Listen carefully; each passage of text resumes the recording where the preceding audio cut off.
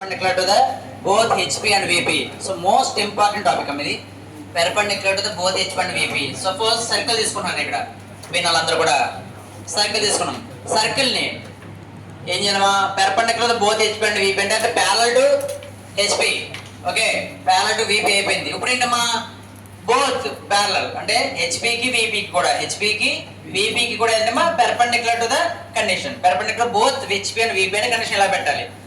So మీరు front వ్యూలో చూసినా లైన్ కనబడుతుంది, టాప్ వ్యూ చూసినా ఏం కనబడుతుందమ్మా లైన్ కనబడుతుంది. మరి మెయిన్ వ్యూ ఎక్కడ కనబడుతుంది? మెయిన్ వ్యూ గీయకుండా డయాగ్రామ్ గీయచ్చా?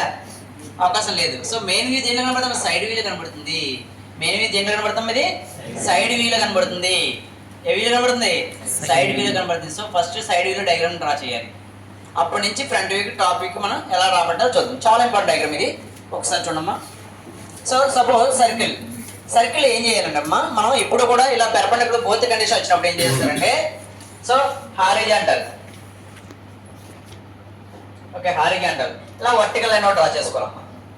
అంటే మేము ఆల్రెడీ చెప్పాను కదా 4 యాంగిల్స్ 4 కోఆర్డినేట్స్ లో చేసుకుంటాం. ఓకే దీంట్లో జనరల్ గా ఎక్స్ వై అనుకోండమ్మా. ఇదేంటి front view, okay top view.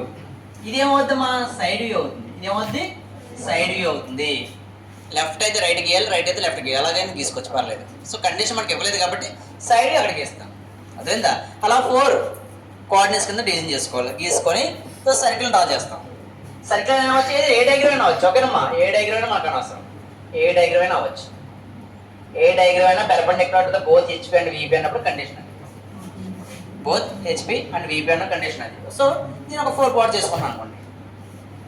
Okay సింపుల్గా 4 పార్ట్ చేస్తాం చూసుకోండి. ఓకే 4 పార్ట్ చేస్తాం.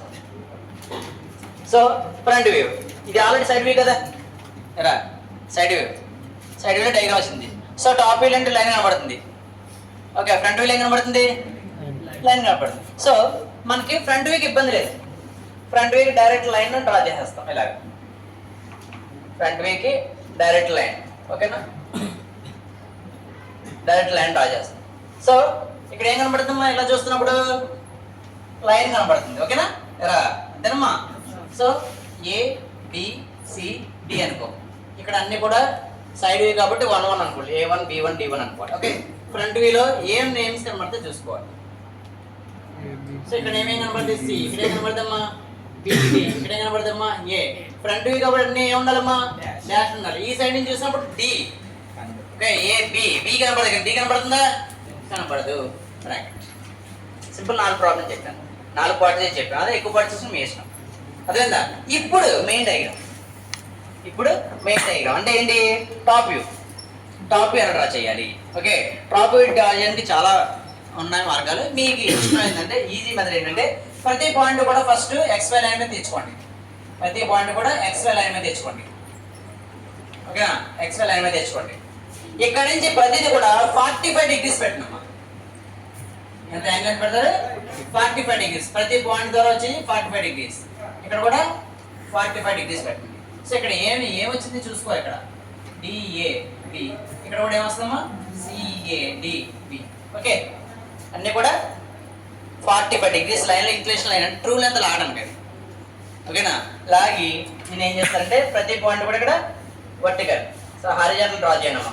హారిజాంటల్ మనకి ఎప్పుడు కూడా లైన్ తినగానే లైన్ రావాలి. సో లైన్ ఏం చేస్తారు? లైన్ తినగానే లైన్ రావాలి. లైన్కి ప్రొజెక్ట్ చేయాలి.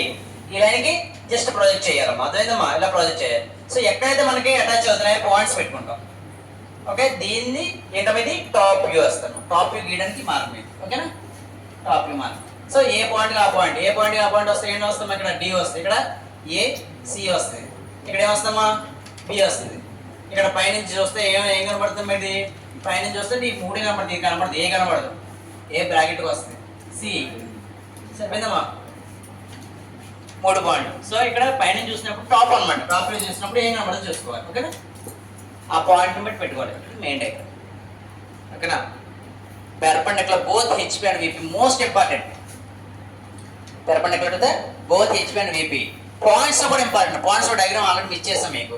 ఏంటంటే point lies on both HP and VP. So VP by HP. So front view top view both HP and VP అంటే XY లైన్ మీద పాయింట్ వస్తుంది.